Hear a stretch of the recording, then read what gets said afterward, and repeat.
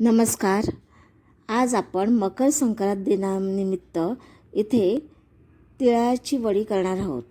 ही तिळाची वडी आपण बिन पाकाची मऊ लुसलुशीत अशी करणार आहे. ही वडी मी कशी केली आहे हे पाहण्यासाठी तुम्ही हा व्हिडिओ संपूर्ण पहा. आता मकर संक्रांतीनिमित्त तिळाला जास्त महत्त्व असतं. कोणी तिळाचे लाडू बनवतं, तर कोणी तिळाची बर्फी करतं. तसंच इथे मी बनवलेली आहे ही आपली तिळाची वडी. तर ही वडी मी कशी केली आहे आता आपण जाऊया पाहण्यासाठी या किचनमध्ये आपल्या. ही बघा, आणि ही वडी आहे ना आपल्याला जाडसरच करायची आहे. बघा, आता बघूया किचनमध्ये आपण जाऊया. इथे किचनमध्ये मी एक कढई घेतली आहे, त्याच्यात 1 वाटी शेंगदाणे आपल्याला भाजून घ्यायचे आहेत. शेंगदाणे आपल्याला खरपूस जास्त काळे करायचे नाही आहेत, थोडे आपल्याला सफेदच असे भाजायचे आहेत. हे बघा, मी शेंगदाणे कसे भाजलेत बघा. 1 वाटी शेंगदाणे,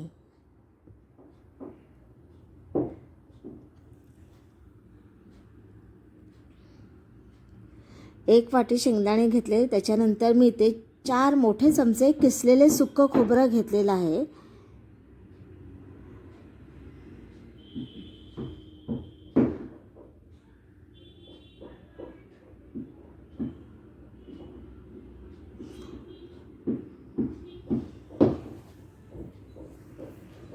इथे मी पांढरे तीळ घेतलेले आहेत.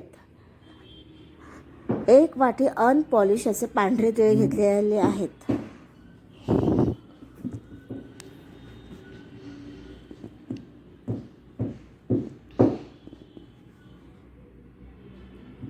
हे तीळसुद्धा आपल्याला व्यवस्थित भाजून घ्यायचे आहेत.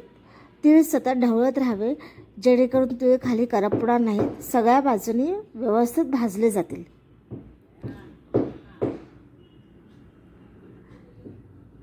जरा आवाज येतो कारण आमच्या वरच्या मजल्यावर जरा बांधकाम चालू आहे, तर त्यामुळे जरा ठोकाठोक आहे, त्यासाठी क्षमस्व.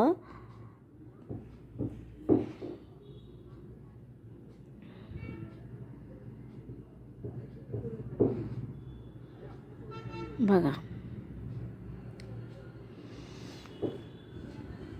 आता हे तीळ भाजून झाले आहेत. मी एका प्लेटमध्ये हे तीळ काढून घेते. बघा कसे सगळ्या बाजूने माझे तीळ व्यवस्थित भाजले गेलेले आहेत.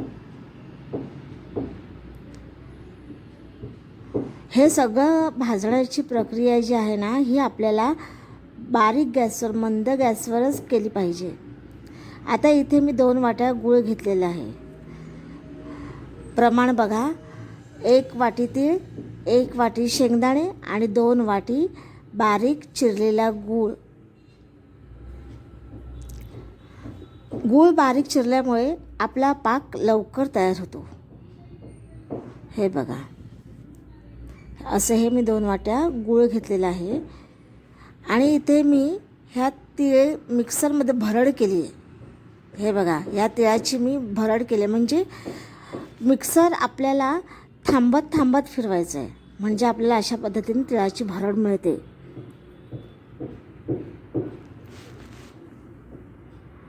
थोड्या तुपावर मी काय केलं, हा 2 वाटी गूळ आपल्याला वितळून घ्यायचं आहे. ही 1 वाटी आणि ही दुसरी वाटी, असं मी 2 वाटी गूळ कढईत घेतलेला आहे.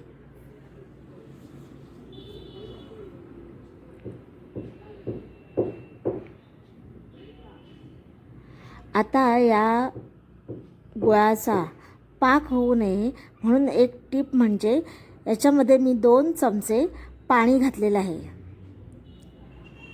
बघा, हे 2 चमचे पाणी आहे. हे पाणी मी ह्याच्यात ॲड केलं. पाणी घातल्यामुळे काय होणार आहे, गुळाचा पाक होणार नाही. आपल्याला इथे गुळाचा पाक करायचा नाही आहे, फक्त गूळ वितळवायचा आहे. त्यासाठी 2 चमचे पाणी बस. आणि इथे बारीक गॅसवरच आपल्याला हा गूळ विरघळवायचा आहे.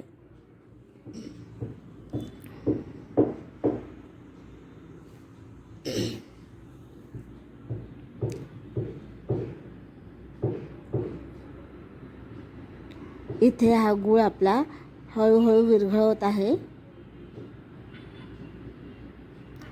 2 ते 3 मिनटं लागतात हा गूळ विरघळण्यासाठी.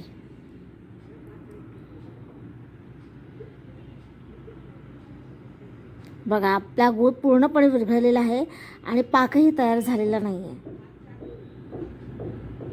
बघा कसं फेसाळला, म्हणजे आपला गूळ बघा पातळ झालेला आहे, पाक अजिबात झालेलं नाही आहे. या स्टेजला मी इथे काय केलं, सर्वप्रथम आपला जो तिळाचा कूट होता ना तो कूट मी ह्याच्यात घातलेला आहे. म्हणजेच भाजलेली तिळाची भरड, ही भरड मी ह्याच्यात घातलेली आहे. म्हणजे एक एक जिन्नस आपण ह्याच्यात घालायचे. जसं ती सुक्कं खोबरं, हे सुक्कं खोबरं आहे, हे सुद्धा ह्याच्यात घातलं. शेंगदाणे आपण सगळं ह्याच्यात मिक्स करायचं. आता ह्याच्यामध्ये मी वेलची घेतलेली आहे, 1 चमचा वेलची पावडर, ती सुद्धा मी या क्षणी ॲड केलेली आहे.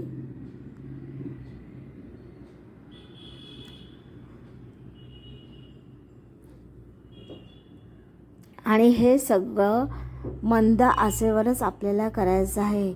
हे मिक्ससुद्धा मंद आचेवर आपल्याला करायचं आहे. सगळं एकत्र करून घ्यायचं.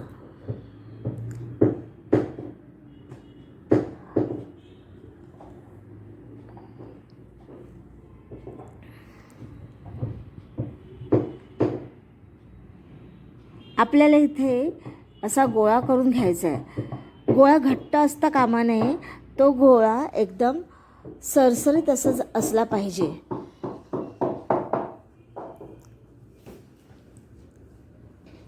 बघा, सगळ्या बाजूनी आपला गोळा आता सुटलेला आहे, म्हणजे आपलं हे मिश्रण तयार झालेलं आहे.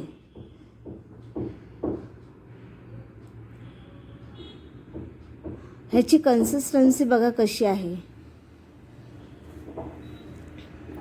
जास्त घट्ट गोळाही झालेला नाही आहे आणि जास्त पातळही झालेला नाही आहे. आणि कढईमधून सगळ्या बाजूने आपलं हे मिश्रण सुटलेलं आहे.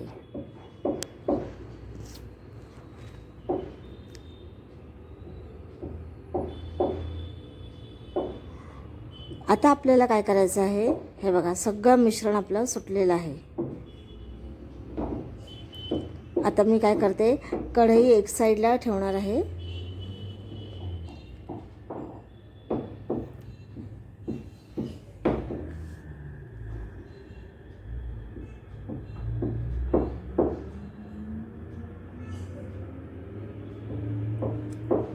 गॅस बंद.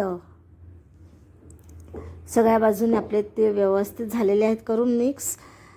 आता इथे मी आधीच ताटाला तुपाचा हात लावून ठेवला होता. हे बघा, ताटाला आधीच तुपाचा हात लावून ठेवल्यामुळे काय होणार आहे, आपल्या वड्या अजिबात ताटाला चिकटणार नाही. बघा माझं मिश्रण कसं एकदम सरसरीत झालं आहे, ना जास्त घट्ट ना जास्त पातळ, असं हे मिश्रण आपलं तयार झालेलं आहे. ते आपण तूप लावलेल्या ताटामध्ये ठेवणार आहोत.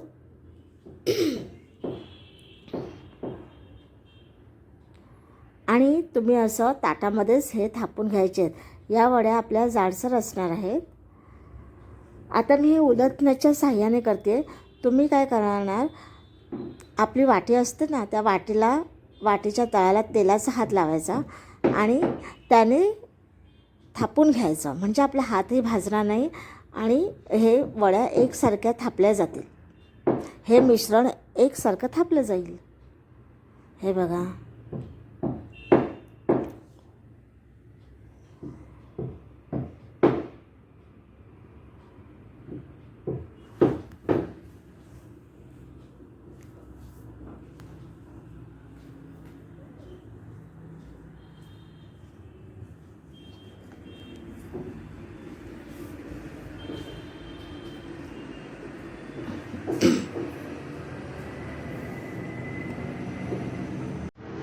आता मी काय केलं, वड्या गरम असतानाच, मिश्रण गरम असतानाच मी असं त्याला आकार दिलेला आहे. सुरीने त्याला आधीच मी चिरा पाडलेला आहे. 2 तासानंतर ह्या वड्या मी अशा काढलेल्या आहेत बघा. 2 तासाने मिश्रण थंड झालं की आपल्या वड्या तयार झाल्या. तर तुम्हाला माझी ही तिळाची मऊ खुसखुशीत बिनपाकाची वडी कशी वाटली हे नक्की सांगा. आणि आपल्या चॅनलला लाईक करा, शेअर करा आणि सबस्क्राईब करा. अशी ही मकर संक्रांती स्पेशल बिनपाकाची तिळाची खुसखुशीत मऊसूत वडी तयार झालेली आहे. तुम्हा सर्वांना मकर संक्रांतीच्या हार्दिक हार्दिक शुभेच्छा.